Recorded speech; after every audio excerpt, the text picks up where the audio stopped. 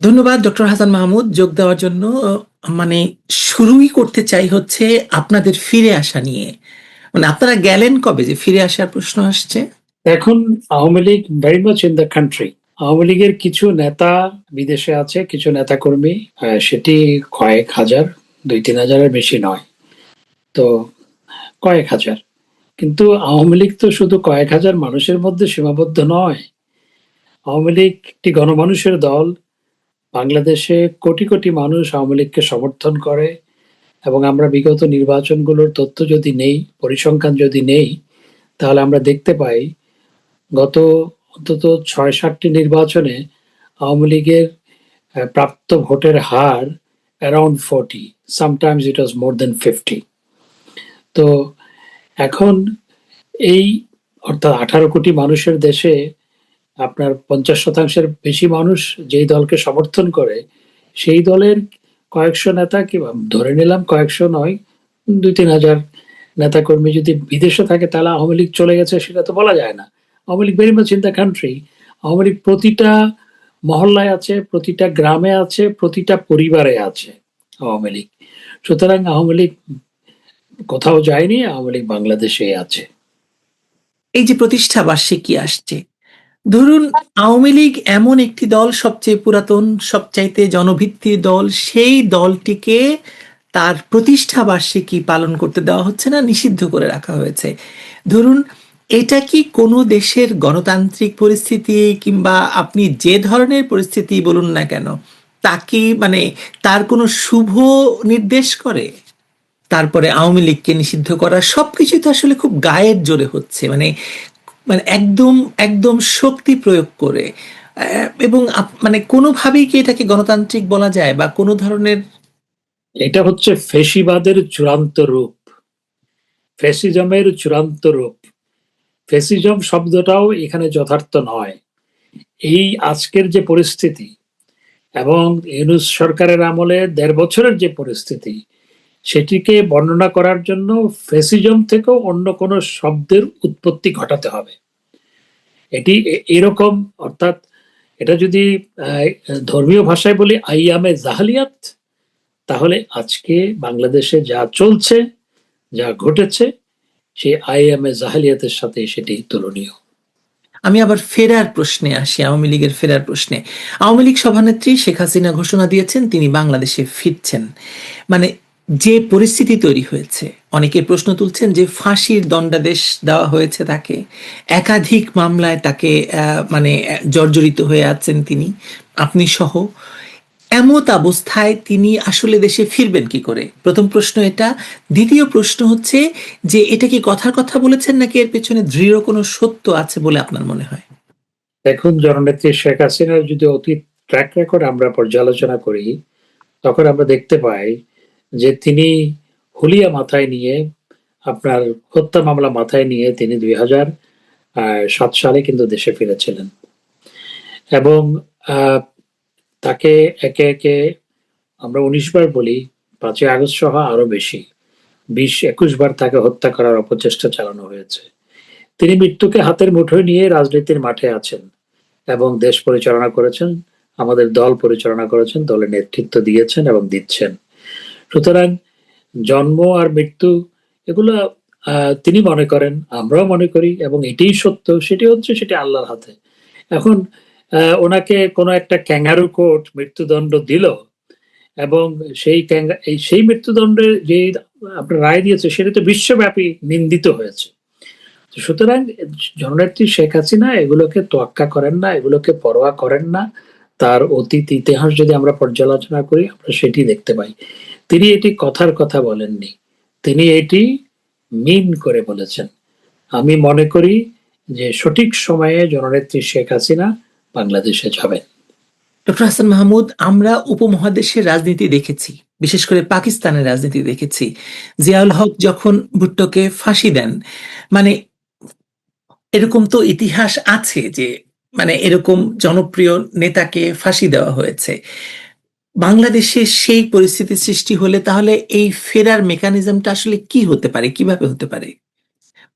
আমি জানি যে আপনি বলবেন যে জনগণ, শেখ হাসিনাও তাই বলেছেন, জনগণের কথা। আপনি যদি একটু বিস্তারিত বলেন। দেখুন, আহ, আজ থেকে ১.৫ বছর আগে কেউ কি ভেবেছিল আজকে জননেত্রী শেখ হাসিনা যেরকম জনপ্রিয় তিনি এরকম জনপ্রিয় হবেন? কেউ ভাবেনি। আমাদের দলের অনেকেই ভাবেনি। আমাদের দলের অনেকেই ভাবেননি যে জননেত্রী শেখ হাসিনার আজকে যে অ্যাপ্রুভাল রেট ক্লোজ টু 90%, এটা যে হবে এটি কেউ কখনো ভাবেনি। জনগণের প্রচন্ড ভালোবাসা, সমর্থন জননেত্রী শেখ হাসিনার প্রতি আছে। সুতরাং যে যার পক্ষে এরকম জনগণ থাকে, সেই জনগণের ভালোবাসা, সমর্থন সেটি যখন জনস্রোতে রূপান্তরিত হবে, তখনই জননেত্রী শেখ হাসিনা বাংলাদেশে যাবেন সেই জনস্রোতের উপর ভর করে। সেটি আমি অন্য শব্দ ব্যবহার করতে চাই না। সেই আজকে যে নেত্রীর প্রতি, জননেত্রী শেখ হাসিনার প্রতি যে সমর্থন, ভালোবাসা, সেটি যখন জনস্রোতের পথ বেয়ে জনবিক্ষোভে রূপান্তরিত হতে কোনো সময় লাগবে না। জননেত্রী শেখ হাসিনা সঠিক সময়ে দেশে ফিরবেন। বাংলাদেশের বর্তমান সরকার সংসদে আইন করে ইউনূস সরকারের যে নির্বাহী আদেশের নিষেধাজ্ঞা মানে দিয়েছিল সেটাকেই আইনে পরিণত করেছে। এমত অবস্থায় আপনাদের মানে আওয়ামী লীগের সামনে অপশনগুলো কি আছে? দেখুন, আওয়ামী লীগকে তো আগেও ২৬শে মার্চ আওয়ামী লীগকে ১৯৭১ সালে নিষিদ্ধ করা হয়েছিল। আজকের যে পরিস্থিতি, যে মুক্তিযুদ্ধকালীন সময়ে যেভাবে জয় বাংলা স্লোগান দিলে গ্রেপ্তার করা হতো, খড়গ নেমে আসতো, নির্যাতন করা হতো, কোনো বাড়িতে মুক্তিযোদ্ধারা ভাত খেয়েছে সেটি যদি জানতে পারতো, রাজাকাররা গিয়ে সেই বাড়িতে হামলা করতো, অনেক সময় সে বাড়ি জ্বালিয়ে দিয়েছে। আজকের পরিস্থিতি ঠিক একই রকম না হলেও মুক্তিযুদ্ধকালীন সময়কার পরিস্থিতির সাথে তুলনীয়। তখনও আওয়ামী লীগকে নিষিদ্ধ করা হয়েছিল। ৭৫-এর পরেও আওয়ামী লীগ নিষিদ্ধ ছিল এবং আইয়ুব খান আওয়ামী লীগকে নিষিদ্ধ করেছিল। সুতরাং আওয়ামী লীগের আপনার পথ চলায় এরকম নিষিদ্ধ বহুবার হয়েছে এবং সেই নিষেধাজ্ঞা উঠেও গেছে। এখনো জনগণ যেই দলকে সমর্থন করে ব্যাপকভাবে, আন্তর্জাতিক গণমাধ্যমের রিপোর্ট অনুযায়ী, রয়টার্সের রিপোর্ট অনুযায়ী আরো ৮-৯ মাস আগে রয়টার্স রিপোর্ট করেছিল যে আওয়ামী লীগকে ৫০% মানুষ সমর্থন করে, আর জননেত্রী শেখ হাসিনার অ্যাপ্রুভাল রেট 85-90%। সুতরাং এই এই যখন একটি দলের প্রতি সমর্থন, সেটিকে নিষিদ্ধ, ওই কাগজে নিষিদ্ধ করে রেখে কোনো লাভ হবে না। তো কই নিষিদ্ধ করে তো আমাদের মিছিল ঠেকাতে পারছে না। আমি এই প্রশ্নটি এখনই করছিলাম আপনাকে, যে আমরা দেখতে পাচ্ছি যে আওয়ামী লীগ এবং তাদের অঙ্গ সংগঠনের মিছিল বাড়ছে, সাধারণ মানুষ এতে অংশ নিচ্ছে এবং মানে যুক্ত হচ্ছে। আপনারা কোনো বড় পরিসরে আন্দোলনের কথা ভাবছেন, কারণ আপনাদের প্রতিষ্ঠা বার্ষিকী সামনে?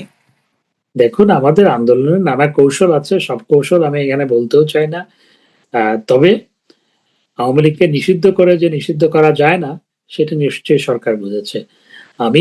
আমরা আশা করেছিলাম সত্যিকার অর্থে যে ডক্টর ইউনূসের যেই আপনার শাসন ব্যবস্থা, সেটিকে অনুকরণ করবে না বিএনপি। কারণ এক পেশে একটি নির্বাচনের মাধ্যমে বিএনপি সরকার গঠন করলো। আমরা আশা করেছিলাম অন্তত একটি রাজনৈতিক দল সরকার গঠন করেছে, রাজনীতিবিদদের দেশের প্রতি এবং মানুষের প্রতি একটা দায়বদ্ধতা থাকে। সেই দায়বদ্ধতার জায়গা থেকে তারা ডক্টর ইউনূস যে অগণতান্ত্রিক, ফেসিবাদী যেই কাজগুলো করেছিল সেগুলোকে অ্যাপ্রুভ করবে না। কিন্তু আওয়ামী লীগের ক্ষেত্রে সেটি ঘটেনি। তারা অনেক কিছু অ্যাপ্রুভ করেনি, কিন্তু আওয়ামী লীগ নিষিদ্ধ করার যে আপনার আদেশটি ছিল সেটিকে আইনে রূপান্তরিত করেছে। এতেই প্রমাণিত হয় যে বিএনপি আওয়ামী লীগকে প্রচন্ড ভয় পাচ্ছে। আওয়ামী লীগ অথচ সংসদে নাই।